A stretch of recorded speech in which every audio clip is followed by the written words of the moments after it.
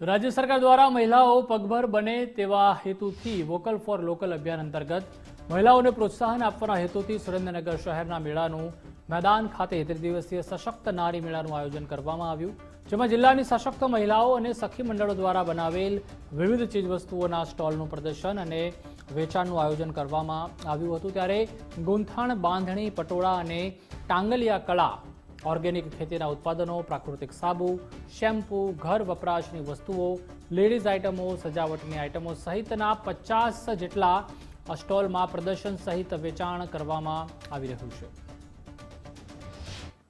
Vocal for local ભારતના પ્રધાનમંત્રી નરેન્દ્રભાઈ મોદી સાહેબે સશક્ત નારી મેળો, બહેનો સશક્ત થાય એના માટે સુરેન્દ્રનગરમાં સશક્ત નારી મેળો રાખેલો છે।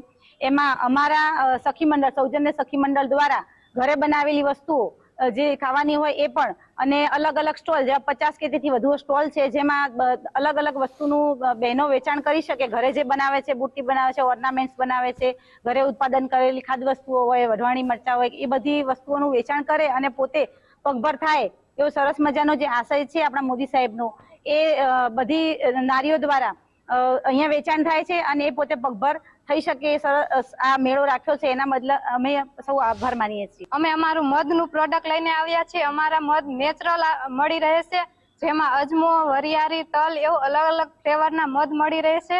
આ સુરેન્દ્રનગર જિલ્લામાં જે સશક્ત નારીનું આયોજન કરવામાં આવ્યું છે એમાં અમે ભાગ લીધો છે અને આમાં ખૂબ અમને વેચાણ થઈ રહ્યું છે। એમાં ખૂબ ઘણા બધા લોકો જોવા આવી રહ્યા છે અને અમારું કામ સારું ચાલી રહ્યું છે। મેળાની મેદાનમાં સશક્ત નારી મેળો યોજાયેલો છે, તેમાં હું મારા પરિવાર સાથે આવેલી છું।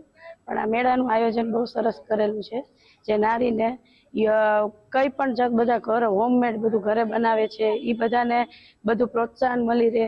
અને આ મેળામાં બધું હાથ બનાવટો છે, જેનું અહીંયા મેળો રજૂઆત કરી છે, જેથી કરીને નારીને બધી રીતના સહાય મળી શકે।